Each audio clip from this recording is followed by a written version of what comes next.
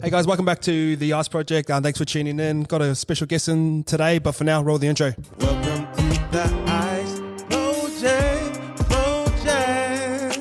Welcome to the Ice Project.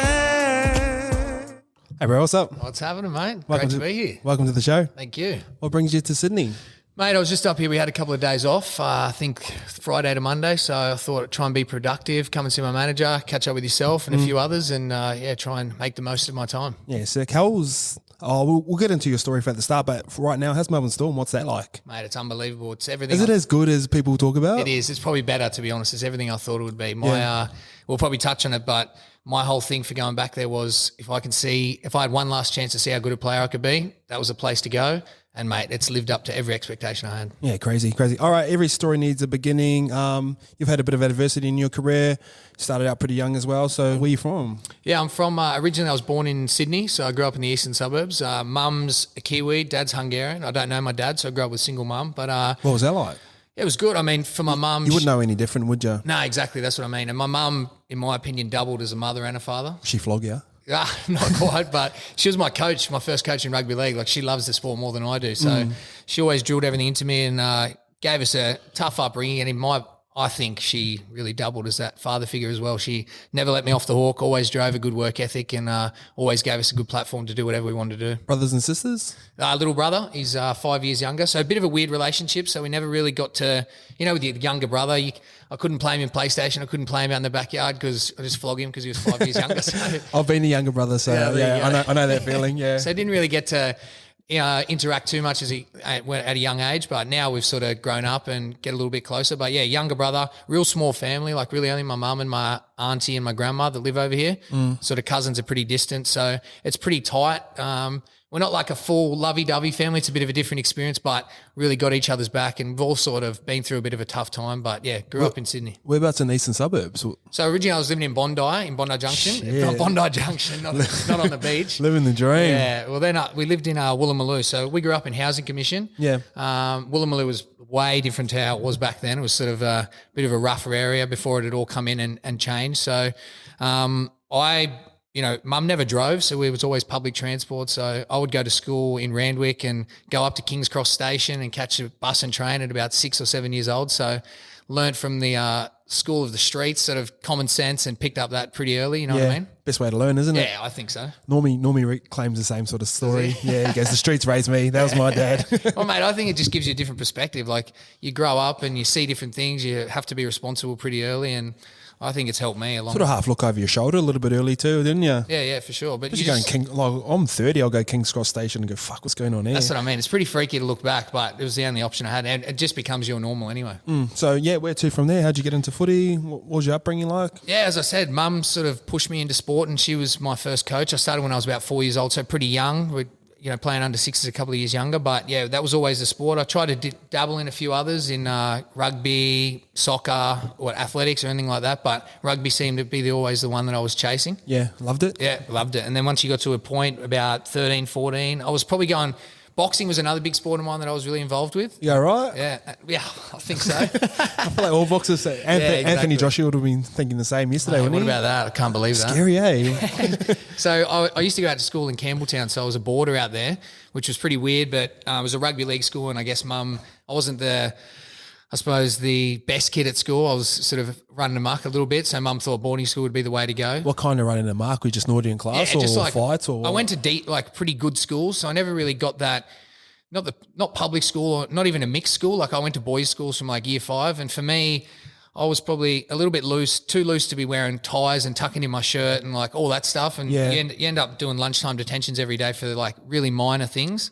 At the end of the day, I still was applied, but even for school was a tool for sport for me, even at a young age. Yep. So when I went out to boarding school, it was way different. It was like all country kids. I'm the only guy from the city. Guys are talking about shooting pigs and like their boots and hats, and I'm like so different. So it was a little bit tough at first, but smacking piccolos and that. Not back there, but it was just different. You know what I mean? It's just a different culture, different environment. So that was good and bad. But even at night, you'd go away, you'd finish school, go have a feed, and then you'd have like 2-hour block of study in the classroom. Like, it just wasn't for me. You know what I mean? But so I ended up transitioning to a boarder and day student, and then boxing was something I I'd go out to school, come back at about 6 at night, go to glebe, box, and then be home at about 8 o'clock at night. And Mum would help me out. So even back then, Fuck, you're knocking out some Ks around Sydney, weren't I you? know, mate. You think of the travel I've done, all public transport, buses and trains. I used to play sport all over Sydney. It was pretty crazy, but yes, it's all I knew. But yeah, that sort of set the tone for. It's all in reflection, but looking back, man, I was pretty dedicated to everything that I wanted to try and be good at or achieve, even from like 11, 12 years old. So growing up a little bit, moving towards NRL debut, Roosters, yeah? Yeah, Roosters. So, you go through the age groups, Harold Matts, all the development squads and stuff like that. I was by no means the most talented kid at all. And we'd have... You're quite athletic though, weren't you? Yeah, Are athletic. you? Yeah, athletic. But I had an ACL reconstruction at 17, so my first experience of a big injury. I was 69 kilos when I did that. Went away. Mum let me have the year off school. Started a diet, started training in the gym, hard out, and then come back at 18s the next year, 83 kilos. So where were you, 73 in the first one? 69. 69. Oh, 83. wow. So huge change. So Especially I've gone from... teenager, that's... Exactly. I've gone from this skinny winger who's like having a good dig to, hey, I can actually... Throw people off. I can play the power game now, you know what I mean? So completely changed my career and my life essentially. But the first bit of adversity that I'd gone through, come out the other end, and for some reason at the end was a really big reward. So your mum just let you have a year off school? Right, the homework, I just spoke about this the other day. The homework came in an express post back, 2.5 months of work from a private school. I was like, I'm not doing that. There is no chance. So I was like, Mum, you got to let me off. She's like, all right. Well, you have to go work or anything, or? Well, I did a bit of work here and there, but not too much. She just sort of supported me. I went to school the next year and went back to Matraville Sports Time. We just had a gun side. It was like all the Southsend Roosters SC ball team. And who was in your side? So at the time it was like Adam Reynolds, Marty Kennedy, Jake Friend, Arana Tamata, and some other, Dom Payru, some other guys, Ben Jones. Dom's my cousin. Yeah. Oh, is he? Yeah. Adam Reynolds. Like, that's a good side, eh? Oh, mate, it's a freak side. For a school team, do you know what I mean? We were taking the piss. What happened to him? After that, he fell into that, those guys who fall into the position of playing hooker, centre, all these different positions, and you end up just this guy that doesn't have a solid position, and it's really hard to make a go of that. Were you playing in 2009? No, so that year we won it. We won everything. It was 2007 at Matraville. Oh, okay. No, 2009 NRL. Yeah, 2009's the year I think debuted. I think I debuted against you guys. Oh, really? Yeah. I played for the Warriors and we had Stacey Jones and that. I remember Benny Jones being the 5'8" on that side. Yeah, I remember that. So that was my last game in first grade because that probably wasn't a better game. That was my first taste of the big Manu Vadavai. Yeah. So he put 2 tries on me, but I'd like to think I got a few back on him over the years, but that was that was my last game in first grade for that year. Oh, crazy! And that was my debut. Yeah, there you go. It's funny how stories intertwine, isn't it? Yeah, that is funny. Yeah, so you had pretty stacked side. Did you guys win is it Arrive Alive? Yeah, we won Arrive Alive. We beat Blacktown, but as I said, we just had such a gun team, and then going from that, you transition into the under-20s, which is Toyota Cup, and I talk about that. That was a really, really good timing for all of us. I mean, so many guys debuted. I think from those teams and our team alone, you're looking at about 50% of each. Even the Warriors, you look at how many guys would have debuted from those teams. It's insane. But nowadays, you're 18, 19, just you're not really getting a start. I don't know. It's very different. Yeah, I remember like when I was playing 20s and like I remember playing Roosters and stuff like that. Some of our score lines were so low. They were like sort of like 16-10. They kind of reflected sort of NRL games, even though NRL guys are going, fuck, look at these little kids wearing our uniforms, traveling real fast. We were rock stars, weren't we? They used to hate us, eh? Don't be haters because we've got a tracksuit and shit. Playing before first grade, all this stuff. It was, in hindsight, it was pretty full on. But you guys, were you playing 20s in 08 as well? Yep. You guys had a really good side. Yeah, really good side. But you didn't do anything, eh? No, nothing. And you look at some of the guys who like Winterstein and that too, that's eh? what I mean. Jimmy Tarmow, all those guys. Anthony Charrington. Yeah. And you look at those guys and we didn't do much, and then they didn't even really get opportunities at the Roosters post that, but then went to other clubs and killed it. Is that because they're young and live in eastern suburbs or what? Yeah, I think it's part of it. I moved out at 17, so we all lived in this apartment block down in Bondi. And, that's why.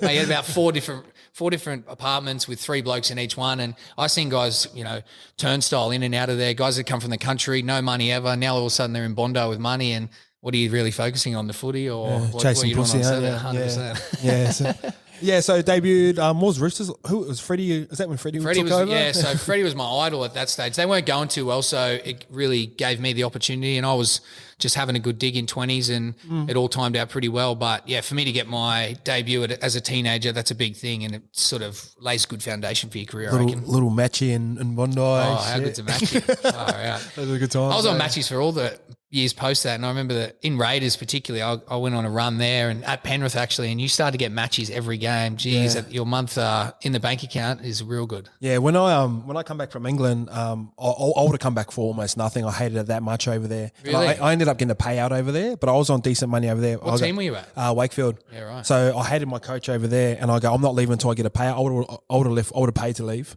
And he goes, yeah, sweet. How much do you want? Doesn't how much you want to get rid of me. And I was like, for 50%. He goes, yep, done. What didn't you like about it, or did you put it down to the team and the coach and all that? No, the coach was actually like he just didn't like me, but he couldn't give me like a square reason. So I was over there at the time.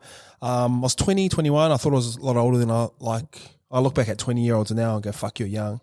And I just did not get along with the coach. Loved the boys, loved the culture, all that, but just wasn't playing. And like you can't play reserve grade if you're a foreigner over there because you take up points and stuff. Yeah. So and like he used to pull me into his office and go, "Fuck, you'll never play first grade for me ever." Yeah, he goes, he was naming like back rolls and stuff he'd put in front of me. But he was the one that signed me over there for 3 years. So they were trying to sort of smoke me out the club, and I sort of got to the point where I was like, "Yeah, swear I'll leave." And Ivan rang me up and goes, "Oh, do you want to come back to Penrith?" I was like, "Yeah, sweet." And he goes, "Oh, I can only give you minimum matches." I was like, "Yeah, perfect." So I got paid out half my contract of what I was meant to be over there, and then got 80K, and then had matches on top of it. And I ended up playing like fucking 16 games that year. What year was that? 13. 13, yeah. So I'd left Penrith the year before. Yeah, you'd just left. Yeah. It's funny that like I think we were talking about before. In terms of, but one thing I always have a conversation about is the coaching. How isn't it just weird? Like, and this is nothing against coaches because I've had some great experiences, but it's almost like they go into that coaching role and the thought of confrontation or an honest conversation with players, or there's a perception that we can't handle that or we don't want that, but it's actually the complete opposite. It's kind of what you want, eh? And I only see this now as an older guy who maybe can have an opinion because at that young age you really can't be saying anything like that. But now it's like if they just understood that. Yes, you are a man manager, but if you could just have genuine conversations, whether it's about cutting a player, anything like that, if you're given some honest and hard truths, I honestly believe that no matter what age or where their mental, health at or is their mindset, they'll be able to handle it and you'll get the best out of them. Yeah, and like a lot of them will say it too. Like after you get dropped and stuff, like and you end up working your way back into a first grade team, they'll all say that's probably the best thing that's happened to me.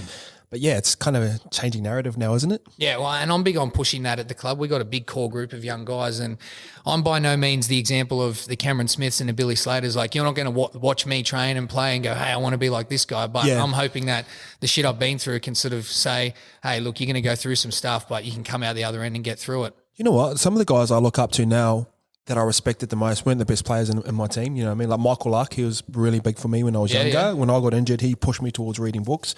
Clint Newton. Yeah. Like he wasn't the most talented player, but I love being around. I used to go to him for advice and like stuff like that. So like the people I look up to now as a like grown up outside of football weren't like necessarily your best players, but they were the guys.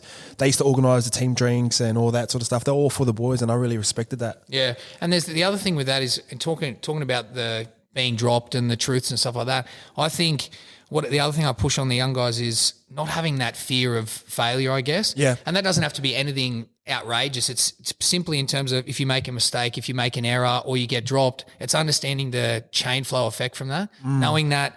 Okay, you're going to have to come to the reality of, okay, what is it I did wrong? And then how am I going to fix it? Implementing that. And then essentially at the end of that, you've grown or you've gotten better. So if you just know that and that chain effect's coming, what is there really to worry about? You know what it's like when you're 19, 20. Yes, of course. You live a week at a time. Mate, it's so weird. I don't know whether to put that down to maturity or something else, but in terms of ego is probably the best word to describe it. Yeah, 100%. And ego doesn't mean it's not negative or anything about arrogance. People think ego is a negative connotation, don't they? They purely relate it to arrogance. Arrogance, yeah. But what it is, it's actually that carrying that weight of expectation or perception around that you have to be this or you have to be that or what other people think. When you can drop that, geez, that's one of the most powerful things I've had. And again, I don't know if that's maturity or what, but bit of life experience in there as well. It's just so good. You know what I mean? Having that I still battle through it a little bit. I'm still like, you have those moments where you're like, oh, this is who I'm supposed to be, or I'm supposed to have this presence. But the quicker you can get rid of that and just, it's not about giving a shit what people think, but releasing the power of what people think, mate. Do you know where sometimes my ego, like sometimes when I'm tired, my ego comes into place where like, because I answer about 200 DMs a day across all our that's crazy platforms and shit. And like some of them will go like, oh, babe, like your clothes are shit, or like I hated your vlog and stuff like that. And like when I'm tired, like my automatic defense as a person is go back to attack him, because we'll come from football where someone goes at you, you just go back at him, and it's like, it's okay. Yeah. But that's where my ego comes into place. And then if I take a step back and go, actually, this guy might be having a bad day. Let me just respond to him in a positive way. Because like, fuck, we do some stupid shit when we're angry, don't we? 100%. It's important to take that emotion away, I think. And the emotion comes from that initial reaction, or that instant response. That's the most heated moment. And it's right. How much stupid shit do you say to your girlfriend when you're angry? Oh, mate, the amount of things you try and implement with all this other stuff, if you actually just put it into the things with your girlfriend, it'd be worlds apart. I'd have a much easier life. That's it, much easier life. All right, good little. So where are we at now? You're at Roosters.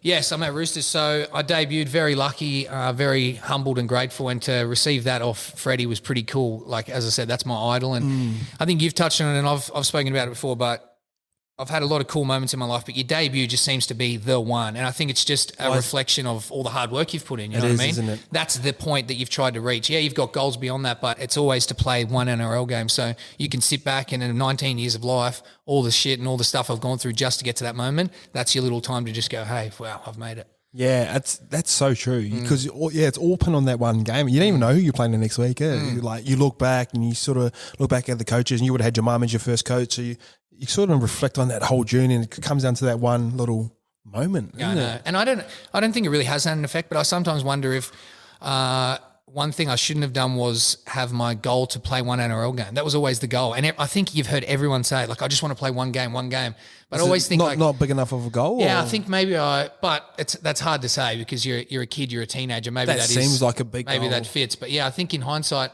just some people I've spoken to, some of the big dogs, and it's like, I don't know if they were ever thinking about playing one NRL game. I think they were already envisioning playing for Australia. Yeah, winning the comp. So it's, I just wonder if that was, had any effect back then. But hey, I got the debut. I was happy. Played a couple of games. The funny thing about that was we got into trouble in a nightclub straight after my debut. Yeah. So that really sucked, and I was just moving into the phase where any publicity is good publicity was well out the window. The rugby league media had completely taken over, and anything you do was going to stick on Google for the next 5, 10, 15 years. So it was important to not get in any trouble, and I was probably on the cusp of this, and it was unfortunate. I got not guilty, really had too much to answer for, but guilty by association. That's what I mean. So I went through the drama, and unfortunately the powers that be at the club decided that I probably, didn't fit in, and that was a hard pill to swallow, because you debut as a teenager, you expect, hey, I'm going to get another contract at least, and before you know it, I was left in the lurch and chasing a contract, chasing my manager, anyone who could get me a go, and I had to basically do preseason by myself. Yeah. Oh, really? Yeah. So I didn't get a club, and I was hammering. I was even asking Freddie if he could ring around, call some clubs. Yeah. He was doing everything he could, and somehow got a gig at Panthers, very luckily, with Matty Elliott. And I spoke about this the other day. I just told you I was telling my journey on my podcast, and I was sitting there, and he basically had a whiteboard, and he had all the names, as you do at the footy club. And it was probably the most profound moment I've had in my footy career. And he goes, you're at the bottom of this list, and there's about 12 outside backs. And he goes, you play better than these guys, you'll get a shot. And went back to Windsor Wolves, ended up a couple of games in getting a contract, ended up by round 17 debuting and going all the way to the finals. So it's pretty funny roller coaster ride, that 2-year period. Football's weird, isn't it? Mate, it's crazy. It teaches you some, like you look, like there's not many jobs in the world where you judge weekly. And I've said this before, not only like from your coaches, from a fucking bunch of fans, that's a good point. From your teammates. After a game, you have to go home and look at yourself in the mirror and go, hey, fuck, I've done everything I can here. And then, hey, well, it's Monday. Frick, you have to go again. Like a lot of jobs, you get like yearly reviews or mid-years or quarterlies or shit like that. There's not many jobs like that. And then to go through like not being wanted to being wanted again, it's a fucked up place. It is. It's funny, like, do we chase that? I don't know, because the highs and lows, those emotions, for me now, it's something like, oh man, I don't want to go through that. I don't want high highs and low lows. I want to I want to cruise somewhere in the middle. I want a bit of relax. I want drama free. But I don't know. There must have been some part of us that chased that competition and drive. And look, no one wants the lows. They're hard to deal with. But there is an adrenaline rush. Every week you get to play in front of a crowd. Every week you're getting reviewed. Every day you're getting reviewed on what you're doing. Every training session's a little bit of a buzz, you know what I mean? So there's got to be part of us that Get a fucking bunch of 30 blokes in a room with testosterone built up and like competition. It's a good place to be, isn't it? And well, we grew up on that. So at some point we must have been chasing that, you know what I mean? yeah, so that adrenaline, huh? Yeah, 100%. I think so. But it's funny you talk about that competition. I talk to footy players all the time and I say, and moving out into the workplace, because that's something I've experienced, and trying to chase, what can I do with my career? What am I going to do? Am I doing enough with footy? And I don't think this applies to everyone. I think you would agree, but work ethic, structure and routine, competition, those things, they're genuine skills that a lot of people don't have in the workplace. You would have experienced different staff and different people who don't have that drive. Do you know, sorry. No, you're right. Do you know where I struggled after football? Like, not mentally or anything like that. Just like, so we're going from school, go, here's your subjects, fucking 9 o'clock you're at maths, 10 o'clock PE, blah, blah, blah. So then we moved straight into, as a teenager, going to full-time training, like weights at 9, field at 10:30, days off here. And it took me a while when I moved into business to like, I had to structure my days like that, because since I've been 5 to 27, that's how my life's been. Yeah. Well, I just go for the day and like get to the end of the day and go, fuck, I haven't done anything. I've looked busy, but I haven't done shit. And Do you think that everyone has to go through that though? I don't know. I don't know. That's just what worked for me. You know what I Funny mean? because I couldn't survive without that routine and structure now, but you have to implement that yourself when you don't have it given to you, like you do in the sort of footy experience. Yeah, 100%. I 100% agree with you. Yeah. But as I was saying, that those skills, they're pretty powerful. Not everyone has that. You know, if you go into any office, any workplace, you don't just have 40 co-workers that are so driven and have that competition and genuine want to win and be successful. Yes, you have to find something you're passionate in and put that into something, but I just don't think they should be taken for granted, all those skills you pick up from footy. Does everyone have that in football? No, that's the other thing, yes. So you can make it in the NRL and not have that proper drive and aspirations to be as good as possible. Yeah. I don't know how to do that, because I have to go all in, give 110%, work my ass off, but how cool is it for those people who can get away with it and maybe not be giving their absolute all? Yeah, like I'm I know, jealous. Yeah, 100%. I know players like that, but like just in terms of motivation, I don't think everyone in NRL is there to win a comp. What do you think they're there for? Money, girls, attention, whatever your thing is. Like if we're all like, if your thing is to like score 3 tries to get girls off Instagram and stuff like that, and that motivates you, cool. Like I don't feel like everyone has to be going. And what was yours? Do you know what? When I've come back into it, I was just happy to be playing well enough to not like to be picked again the next week. And then next year when I moved in, we signed Salwi and Peter Wallace at the same time, and I got told I was going to be the 5'8" there for the next couple of years. So at the start, I just wanted to play well enough where I could get picked the next week, and then the following year, I was like, I want to play well enough to have an influence on the result. I did care about winning, but like, and I'd say like I wanted to win a comp, but it wasn't my driving force every single day. And I always had passions outside of football. I'm glad I did, because this is where I'm at now. But like there was blokes in my team where I was on the field and I'm looking around, I could look in the eyes, I could generally tell that they generally wanted to win. You know what I mean? Like a guy like Matty Moreland, like he's just so competitive. He actually really wanted to win, and you could sort of see it in him as well. But I don't feel like that was me, to be honest. Yeah, that's fair enough. I think wasn't money because I was never on big money. Yeah, exactly. You always want to be, but that's the other cruel reality of professional sport and rugby league. I don't know if everyone has the understanding of how non-glamorous it is, you know, what people are actually on, and for a bulk amount of time, you know what I mean? If you play to your 30, I don't know what the average age is. It's probably not 30. You might get to 27. You've spent till 22, 23. You might be on 100 grand max. That's before tax. You know what I mean? It's not it's not all that. No, 100%. I look at guys that like sort of Damien Cook and Cody Walker. They're crazy journey. I like how their journey's gone, where they've sort of like built up slowly, got their shot, and then like they're going to get paid in the back end of it. You know what I mean? Where I think if you throw success at someone too early, ego, like we've talked about before, ego gets in the way, and you're wishing you're going to kill it. So like a guy like Anthony Cherrington, like he was a freak when we were younger. Got it all thrown at him straight away, and then sort of just tapered off like that. And like a lot of injuries, a lot of like off-field drama, and like I don't know, just debuting young in eastern suburbs, that's going to be hard, man, I reckon. It is. And that's a glamour club, man, the Roosters. 100% it is, 100%. And that goes back to, I now think, only just asking that question was probably the first moment I thought about it, but I sort of think, I've put 29 years. I know I had some years off, but there was still the focus and direction of footy. I put 29 years of my life into rugby league. So 2 things have come from that. One, my wife for playing is like, I want to get as much out of this as possible. I need to be as good as I possibly. I can walk away and say, hey, I got to as good a player as I possibly could because I put my all into this. But So you love footy? Yeah, I love footy, but it also I have genuine fears about it as well. Like Where do your fears lie? no, my fears lie in what I believe I can be, and then some of the where I actually get to. So your biggest fear is not maximising potential? Yeah, that's definitely one. And the other fear is I have a genuine fear that's come from footy that's now outside of that. I'm a bit like you in the fact that I've always had bigger dreams, bigger understandings of the world. So that bubble that we were in at football, I was half in, half out. I had one foot in, but I had one foot out. I was like, what else can I do?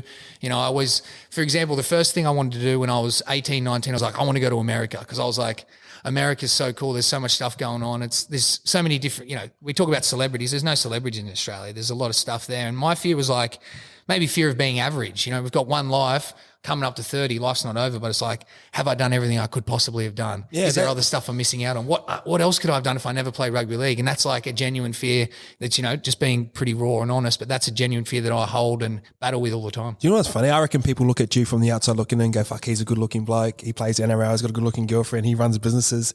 Like, where do the fears lie? Fuck, that's a perfect example, eh? Fear of being 100%. average.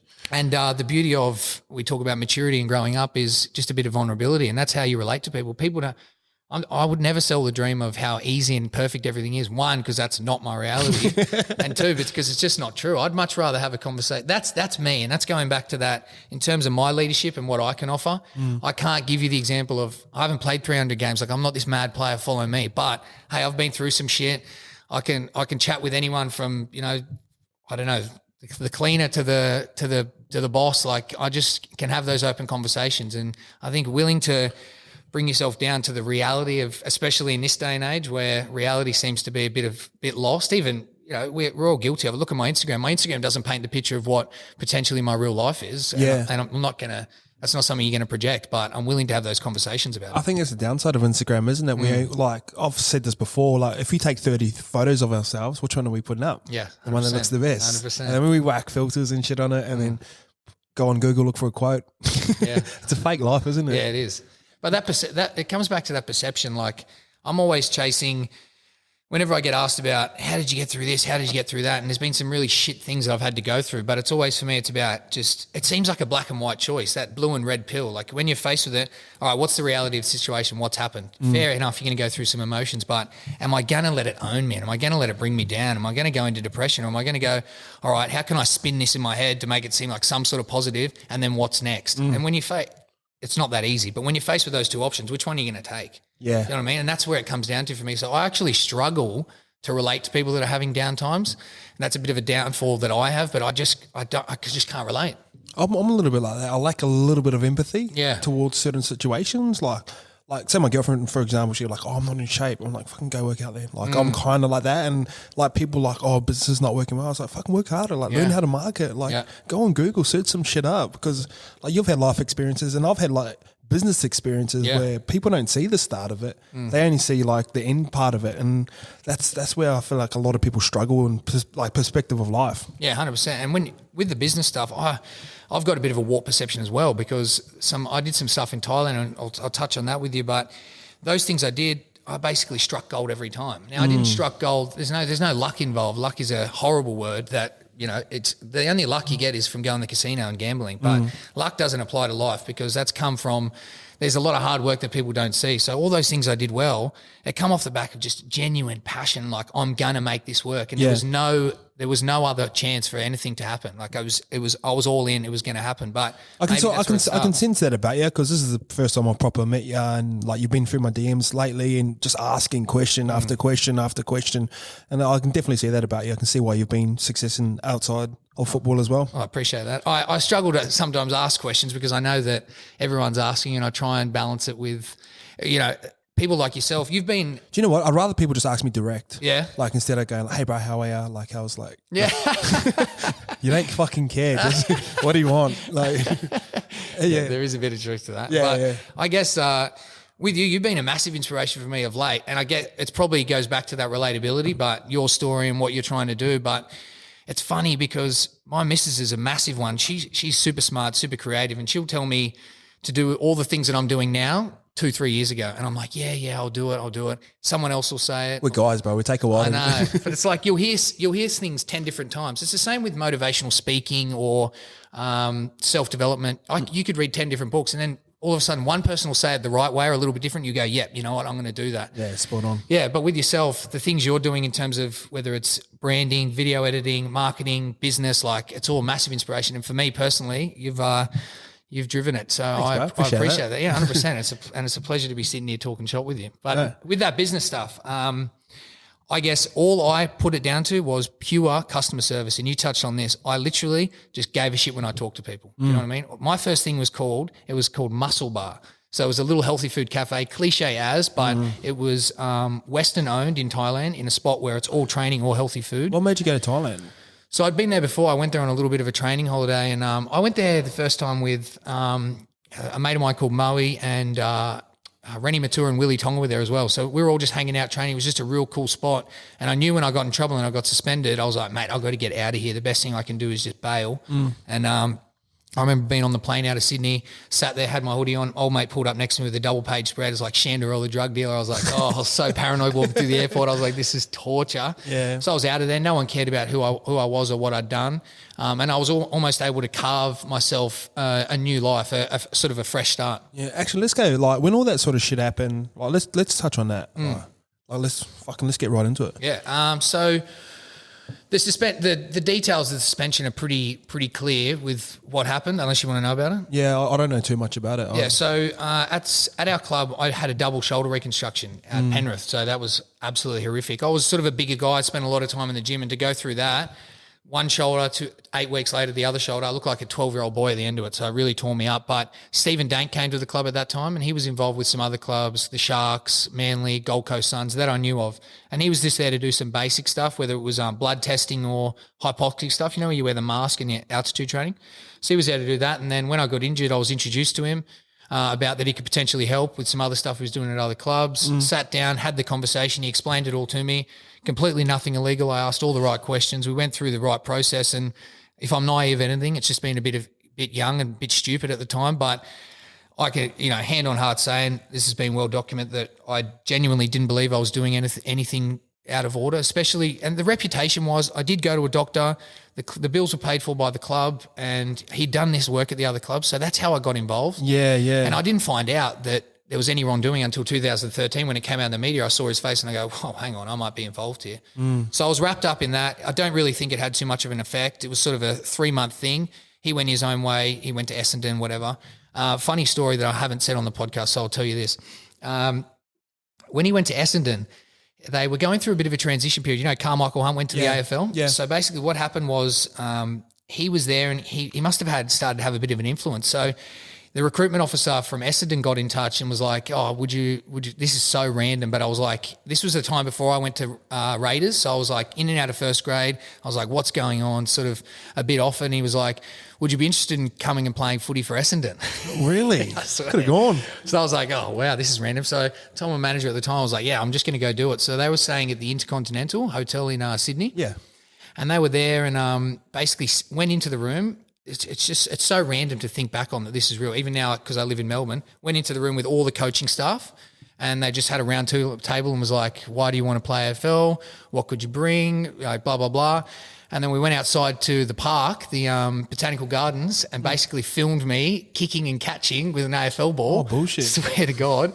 And then came back in and nothing eventuated from it because it's quite hard the process of getting a rookie contract, all that. I ended up going to Raiders and it worked out, but so random that I have that story to tell. It is, eh? It's really weird. But so I went through that and then obviously moved on, didn't have too much contact with Dank. In 2013, the darkest day in Australian sport. And I was like, holy, I think I'm involved in this. Yeah. So you knew straight away? Well, I just assumed, again, it was a really tough thing to comprehend because I didn't believe that I'd ever done anything wrong. Because the club's paying for it, all that sort of stuff as well. Yeah, it's just obviously I checked it on the Asada website. I had clear guarantees from him. I knew that he was doing this work at other clubs and more heavily involved with other clubs because of the his position. And I just, it was a little bit left field, but that's where me being naive comes in. But in terms of genuinely knowing if anything's wrong, I just really couldn't pinpoint anything. And even in hindsight, it's hard for me to come to that understanding that, hey, no,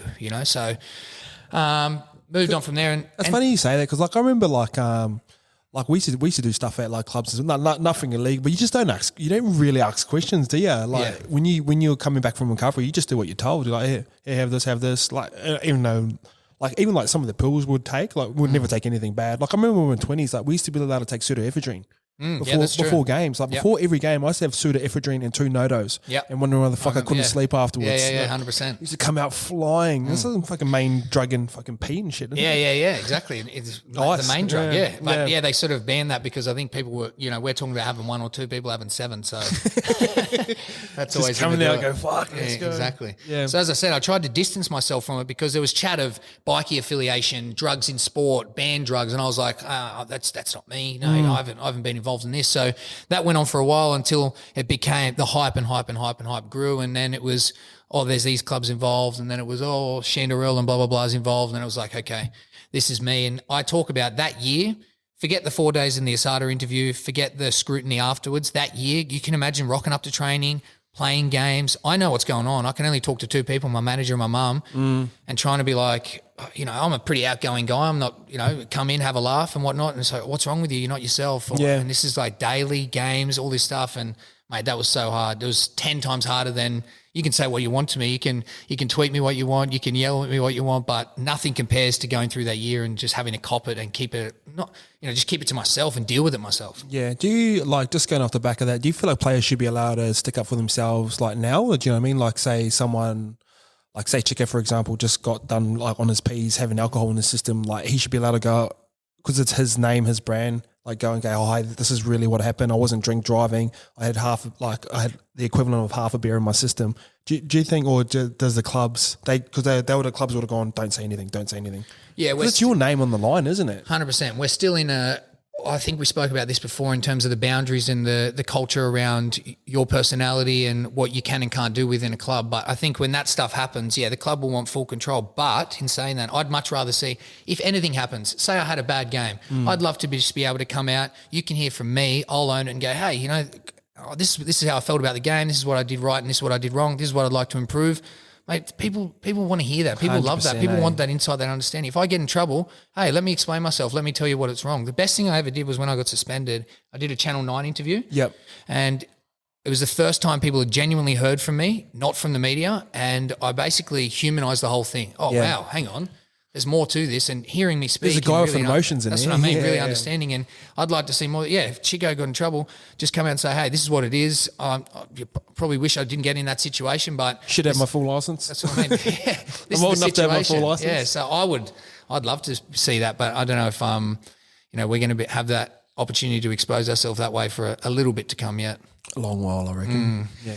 It's funny because the other day, when I keep referring to a podcast, I told my story. So I'm trying to be like, okay, what are some bits that I didn't tell, but I can speak with about you.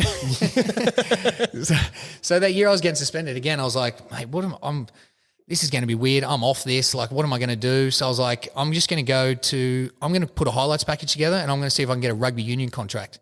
So I got in touch with this manager and I was like, just put a highlights video together. And he was like, mate, I reckon this would be really good. I did have genuine intentions to, I was like, I don't want to play rugby league forever. Like I'm not that focused on it. Like I just want to play sport. And if I can play rugby union and go travel, like that really appeals to me. Yeah. So I signed a deal with a French rugby union team, Section Palisade. They're now a D1 team. They were a Division 2 team at the time. And mate, I'm talking about, you're signing like 10,000 euros a month, house and car paid for. Yeah, you're going over to play French rugby a lot. Like it's not as strenuous on the body and things like that. So I signed with the opinion that I don't know what it was, what my mindset was. Was it like, I'm going to get away and I'm going to be able to do this. I'm not really going to get in that much trouble. Yeah. It wasn't an escape. I don't know. But I had genuine intentions. And then obviously when I found out that none of that was capable because of the whole water balloon, you're not allowed to do anything. And they were filthy and it's something I probably regret. But pretty crazy story again to think that I signed with a French rugby team and I was on the way there tweeting about that I'm coming over. And now I watch them, I'm like, far out. That would have been epic. That would have been so cool. Yeah, fucking know. But that happened as well in 2013. I reckon a lot of outside backs, once they get to 27, 28, should go to rugby union. Yeah, I think it's a great idea. I mean, look at nowadays. Wingers are front rowers. Let's be honest. I G the front rowers at the club all the time, mate. We take the same hit ups, except we have to catch bombs. We have to make harder tackles and counter tackles. Exactly. That's right. So I'm always a big staunch supporter of the wingers. But yeah, these days, mate, it's hard yakka on the body. I'm probably the worst case scenario. I've had 2 knee recos, 2 shoulder recos, but. Yeah, it's tough. And at rugby union, let's be honest, the reality of the game is it's just a different sport. You might get tackled 3, 4, 5 times a game. You're probably not going to make a tackle. You get 10-minute break at a scrum. It's crazy, you know. And you're literally out there, and we talk about sort of that pendulum effect in terms of covering the field for kicks. Yeah. So that kick coverage, and you spend a majority of your time running throughout that. But in terms of the contact and the harshness on the body, geez, it'll be good. Someone explained this to me pretty well. Like, I remember Omar Slow-Michael. Yes. Yeah. So what does he do these days? Nah, he's just sort of floating about these ways, but he's a good mate of mine still. But he goes, when I went to rugby union and you were playing fullback, you got so many options. Like you catch the ball, you can run, you can do a chip, you can put up a bomb. You can try and find field territory. Field position territory. He goes, in league, you catch the ball, look up, and you got team blokes trying to flog you. And all you got to do is just run it straight to them. Literally just run straight. Like I look at get us some yards. That's what it is.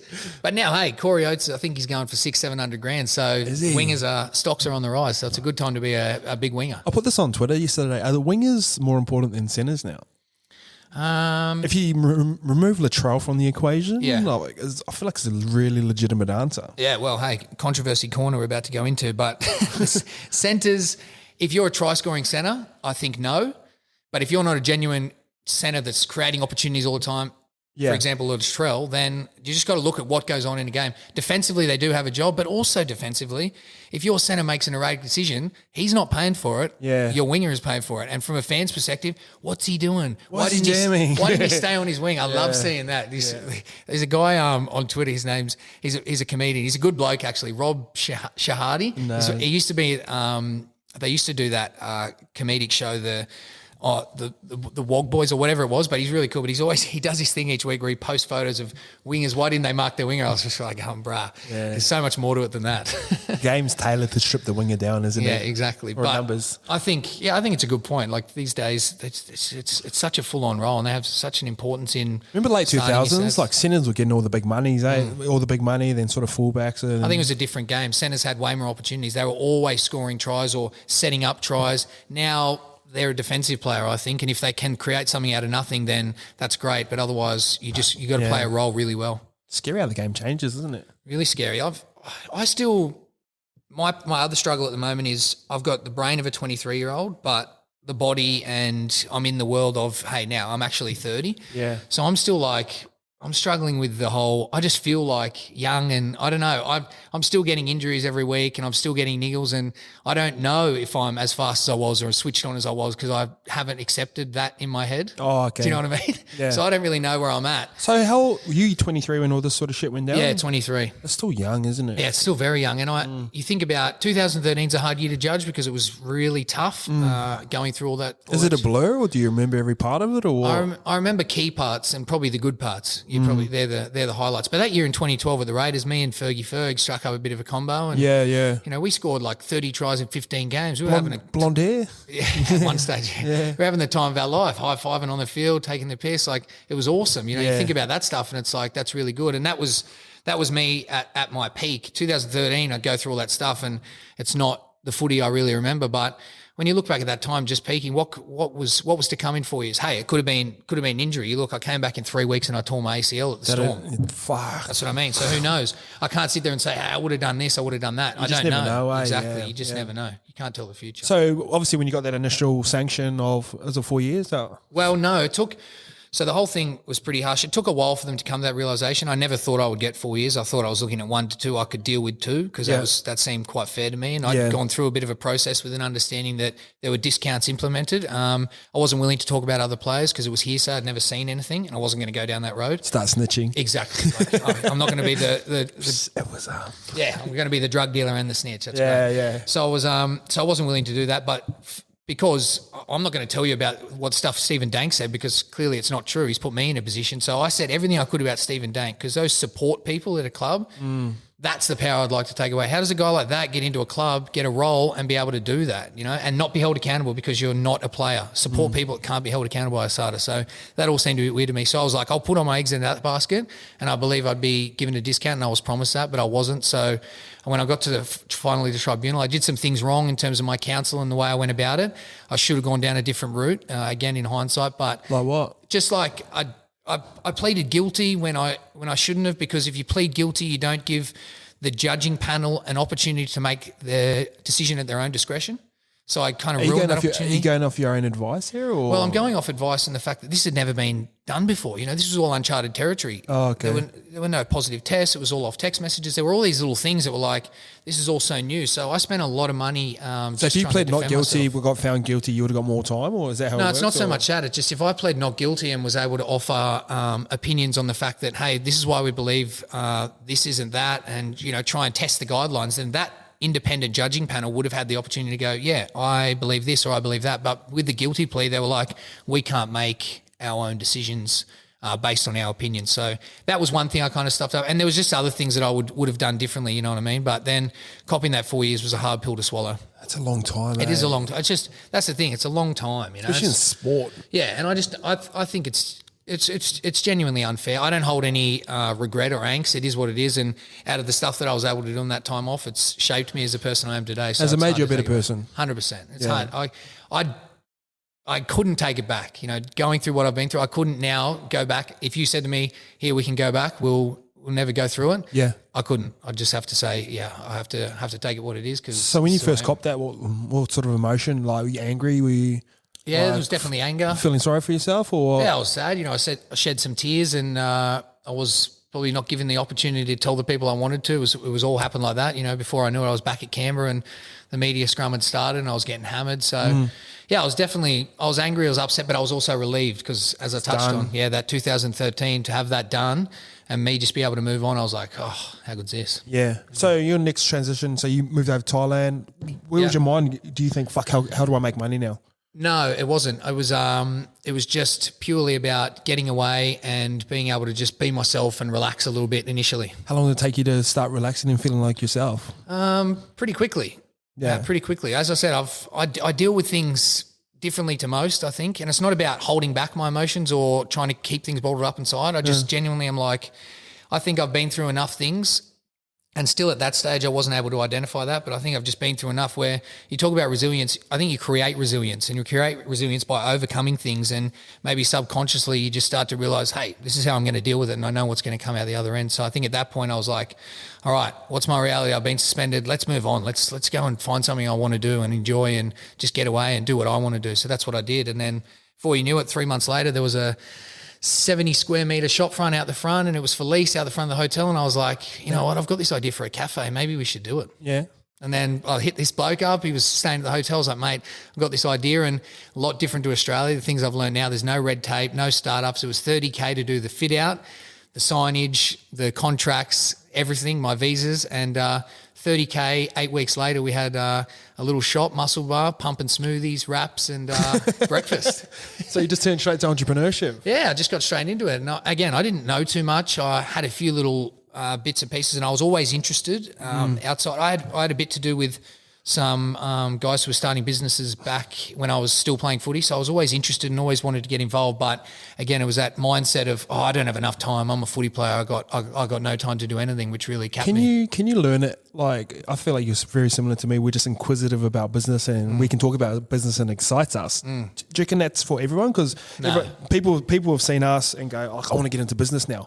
But they're just doing, like, league's just copy and paste, isn't it? Like, we all talk the same. We all do the same shit outside of football. All our moves are the same, like, you know, just different names. And then post football, we just do the same shit. So yeah, 100%. To you to go over to after being suspended, to think, fuck, I'm going to go over to Thailand, not feel sorry for myself and start up I don't feel like not a lot of people would do that. Yeah, and it's interesting because it's probably, you get hit up a lot about, hey, I want to do this, I want to start this business.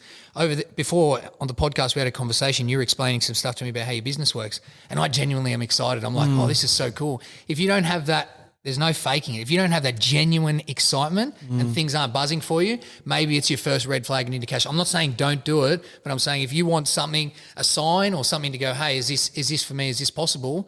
The thought of a business and learning and creating something and it doing well, mate, that's as big a buzz as I can get. You know in your gut if it's something's right, don't you? Yeah, and we can sit down. I'm not a learner by any means, especially academically, math, science, whatever it is. It's not for me, but something I'm interested in. All of a sudden, I could read 10 books, and I'm a sponge. And it's so weird. Like if I'm genuinely interested in it or passionate about it, mate, I can learn stuff in a heartbeat. See, I just found that interesting that you walking down Thailand, you see the space, and your mind just thinks, "Fuck, here's a business here." I just generally don't think a lot of people go to Thailand. Fuck, hey, let's party. Yeah. Let's drown my sorrows. Let's do drugs. Let's try and escape what's happened back home. Your mind's just gone, fuck. It was the best thing I ever did. And it's a really weird situation there. And you would like it, but I'm talking about a street 500 meters long. And Whereabouts in Thailand do you live? It's Phuket. It's in Geelong. Yeah. So I don't know if you've heard of like Tiger Muay Thai, Unit 27, Strength and Conditioning, like all these places, but they're like the big brands there. And it's just like this world in itself on this one street, full of tourists, full of cafes, healthy food, gyms, and people just flood there for these training holidays. You could be there a week, you could be there 10 days, you could be there 2 months. Anyway, so I started this cafe, and I'm sure having a little bit of a profile helped, but again, it was back to I was a Westerner, first Westerner that had really done a cafe. So there was Did you have a Thai partner? No, not a Thai partner. Just on the contract, you just need a Thai person to sign off on it as like a director. Bribe them off, like give them a bit of cash. Yeah, you just pay them a director's fee, and then they're just on your contracts. Yes. Yeah, so it's accessible. Yeah, you can do business there. I think Bali's a little bit different. It's a bit more stricter, isn't it? Yeah, I think it is, and you can definitely do business there. But I got it off and running, and I just genuinely thought, yeah, we had some good stuff in there, but I was making the smoothies myself for 12 hours a day. I'd go out and do the shopping, and I talk about that now. I don't know if it's a good thing and a bad thing, but I need to do everything, you know. I'm happy to go out and do that, but I had it's a good thing for a time, time exactly. frame. Yeah, exactly. I think you got to outgrow that, like you said. Yeah, 100%. But I had Thai staff that's the other thing.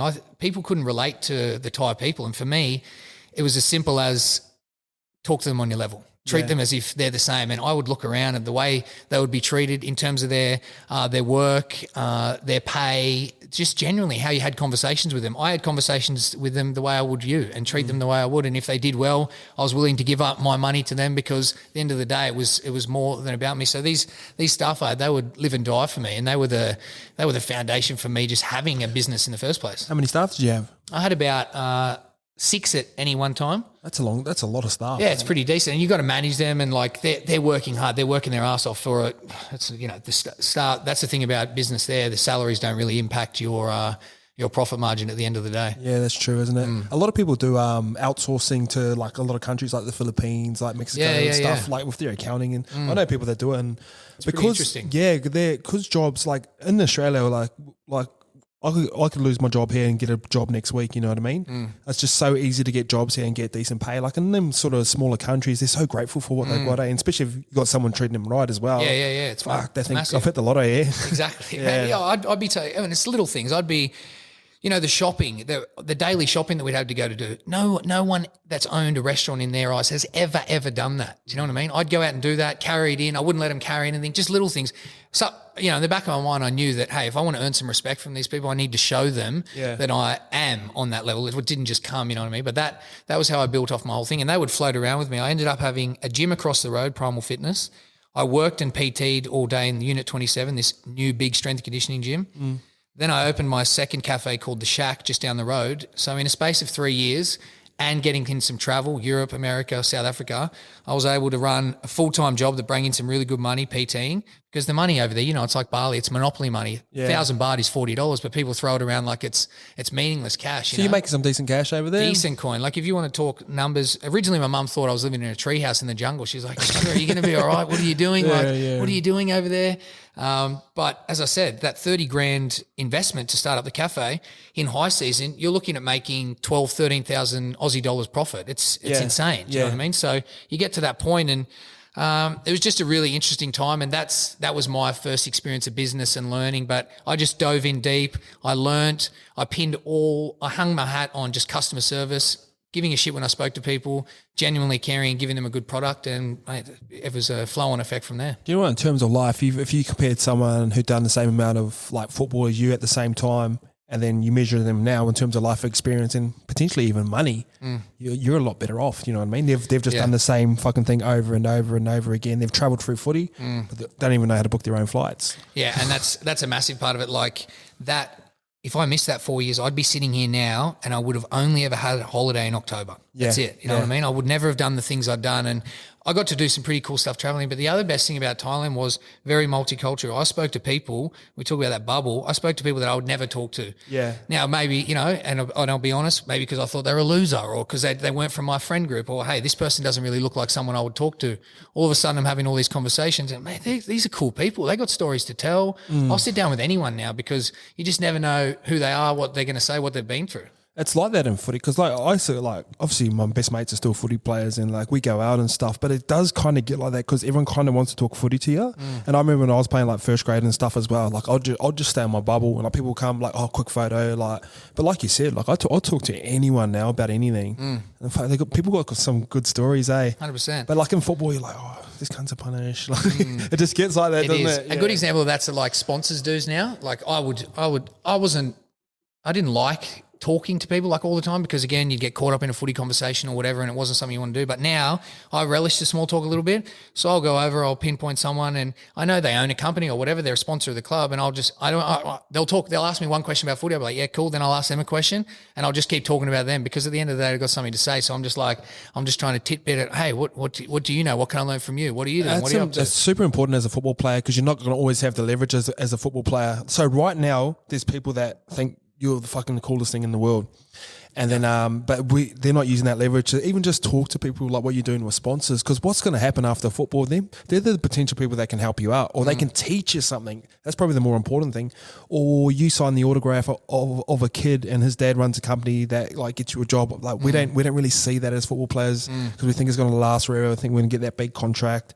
And I feel like that's where we're missing it as football players. But how do you teach that? It's what I was speaking about. Until I had it taken away from me, I didn't realise the how powerful it really was. It's like Russell Packer, like he's one of my really good mates, and he's a good guy. Yeah, he's gone to prison, like probably the ultimate life experience. You know what I mean? And like, just he's always been super smart. Like I get credited for being smart. He's twice as smart as me as a person, but he just looks the part of his tattoo. Looks like the guy off Simpsons, that bully. You know what I mean? But he's one of the smartest people I know, and like just in terms of life's perspective, like just like that compared to when I talk to footy players now, we talk the same shit. Like girls, gambling, like who you punting on. Yeah, 100%. And it's just like that over and over again. I know, it's crazy. But so that's you got 4 businesses now over in Thailand, 3? Yeah. 4. And then I sold them off periodically. I sold the first 2 in a and this is very opportunistic stuff, like who you're selling it to. Like Thais aren't buying this, so who you're selling. So it come across that just very good opportunities. A guy wanted to come there and he wanted to invest in this, invest in that. So I took all that money and I was able to travel initially, but then the last time when I sold up, now it was, what are we going to do? Hey, you want to come back and play football? You want to come back to Australia? You better have a plan. And my plan ended up being F45. Yeah. So we've talked about this, like good business model to walk into. You've had a bit of experience over there, but it's a little bit different in Thailand. But just in terms of starting up a business, F45 is a good one, isn't it? Yeah, it was. And the key thing was it was an easy in. So in terms of the cash flow that I needed, it wasn't a lot. Yeah. There was enough assistance. So getting involved with the franchise model was probably another good step for me in terms of coming back to Australia, really not knowing anything. And there's a lot to know. And I, again, learnt from practical experience, which is making mistakes, learning, making sure you don't make them again. So I went through that. But yeah, coming back, I wanted to come, and I touched on it with you. I said I wanted to come back to Melbourne, and I never said to my manager I want to go to another club. I was like, I want to go to the Storm. I want to go to the Storm. We always know what it's like. If you're a player at another club, you're always like, what's going on there? Why is it so good? Like, back in the day, my opinion was if you go there, look at the guys who were going there, guys who have been playing reserve grade, whatever, you play in that team and you just play well, like something's going on there. So I was like, all right, one last crack to see how good you can be. This is the place I want to go to. So I put all my eggs in that basket and I was like, all right, I've got to find a gig back in Melbourne. And I probably would have liked to come back to Sydney because probably would have fit for me opening F45 there. I would have had way more leverage, probably would have worked, but it was done. Yeah. And the CBD was open. So you buy territories and CBD was fully open. I was like, this is the perfect model for the city. It's, time poor corporates that want a good training experience, maybe a bit of team training, just a different model. So I was like, it'll fit perfectly, and found a territory, found a real estate agent who had the same vision and go to basement level. It took a year for us to open because just so many things were the council experience, just council. They're torture. Eh? Oh, changing it to recreation facility space, and then going through that, and then signage and just all this crazy stuff, man. And I was like, no way. This is, we're starting. Me and my missus are starting to put up Facebook and Instagram pages saying, yeah, we're open. Let's get some members. And it was just like, oh my god, we're not opening for 8 months. Yeah. So how long you guys been open now for? So since March 2017, so just over 2 years. Oh, sick. Yeah, so it's been a really cool experience. There's a lot of turnover in the CBD. That's probably one thing. People come out, people go, people's lives changes. But we've had a great time, great experience. And again, it's gone back to that. What I like about F45, initially I had my doubts about training and things like that, because I'm a bit of a training head of PT background, and that's my big thing. But eventually you see in there every day, and team training, life changing is the slogan. Motto, yeah. Now that's a bit cliche, but that team training environment and that atmosphere, I started to refer things back to footy. Because I was like, every day I get to go to training with my mates. I have a goal, I have a purpose. I'm trying to get something out of it. I'm reviewed.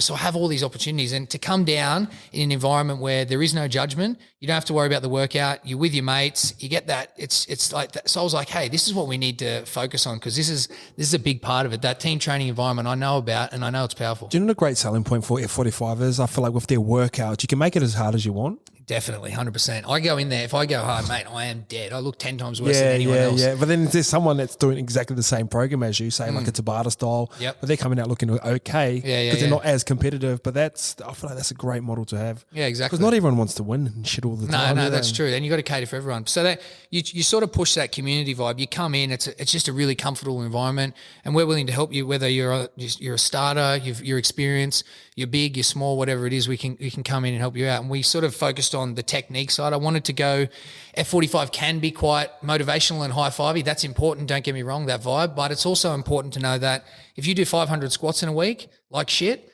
it's not going to be a good result. So I really wanted to upskill our coaches to say, hey, you really need to be attentive. It's really important to have a good atmosphere, good conversation, and a good vibe with people. But I want you to be working the room and focus on people. Give some coaching, give some cues, really offer that. So I feel like that's what I've tried to differ from maybe other F45s. I've only just got back into like training now, like kind of been off for like 2 years. Probably weigh about 8 kgs heavier than I need to be. Yeah. But I like being on my own. Yeah. Yeah, I just love running around the park and just getting lost in my own thoughts and shit like that. But then I find when I go back in those sort of little team environments, I really enjoy it again. You know what I mean? Yeah, for sure. And like, because we come from team backgrounds, like it's not that new to us, but someone that's never been in a team sport that's like an accountant, like they get a kick out of it, don't they? Yeah, well, it gives you a bit of a push. And I think those guys in, especially the city, whether it's their jobs or what they're doing, to come down and just get flogged and someone say hello to you. Yeah, that too. They want that. You know what I mean? And that's that experience that they crave. And it's only 45 minutes of their day, but just different to the monotony of just like going to work every day, doing what they're doing. And I feel like that's a really strong point of F45, and it's really helped with our success as well. So you bounce back to Melbourne, you got a contract, fucking the ACL. Yeah, what about that? I was filthy. How good's life, huh? Just blindside you again. 2017 was a big year for me because I opened the F45. I took every class. So that's a lot of your time, up at 5 every day. And I trained pretty much more days than not. I ran in the morning or did some sort of sprint or field work. How far do you run? Like, well, it was more like speed and technique focus. Wasn't overly doing too much fitness, especially at that time. I was holding off that as long as I could because no one wants to do that, especially by yourself, mate. I was doing all this training by myself. It was torture. And then in the afternoon, I'd go and do weights. I'd do it at Woodford Sports Science Consulting. It's in Melbourne. So I was doing that for like 6-7 months. So that was so much hard work just to prepare for preseason, just to rock up in good nick to fulfill the dream that I'd had and everything I'd thought about and go, I'm going to come there and I'm going to, do this, do that. And I did. I rocked up in amazing shape, started training the house down, was really happy with how I presented myself. And then 3 weeks into do that, I was like, there's just no way. Of all things, like your ACL, I just couldn't believe it. It's the one thing you don't want to do. How'd you do it? Just stepped, mate. We were doing this drill. It was literally probably the second last drill of the session. And he went out to the left at dummy half, come back to the right. And we were really focused on, it was like ruck plays, really focused on attacking inside shoulders at the time. And I sort of jumped into it and just stepped off my right. And the stars align with the ACL. You've seen it happen to so many people. Sometimes it takes a lot. Sometimes it doesn't take much. And I didn't believe it. I was like, there's no way I've done my ACL. Petro 7 done mine. He dived at my leg. Oh, really? Yeah, it just went pop. Yeah, so yours was contact. See, both Yeah. of mine have been non-contact. So I just stepped really, tried to change direction really hard, really fast.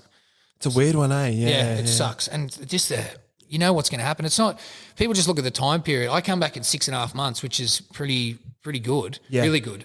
But it's like you have to retrain. You have to get the muscle back. Your coordination's off. Your stability's gone. It's like just this gummy leg that you have to try and fix. You know what I mean? And then you get like the way people defend now. It's all third man in around the leg, isn't it? So Yeah, that's it's that crazy. little mental scar at the start on And the then first couple games. Yeah, it's confidence. It's definitely a year. Especially in a period to winger, get like that you back. take first carry, second carry, especially second carry, Yeah, jumping jumping and landing. You know what I yeah. mean?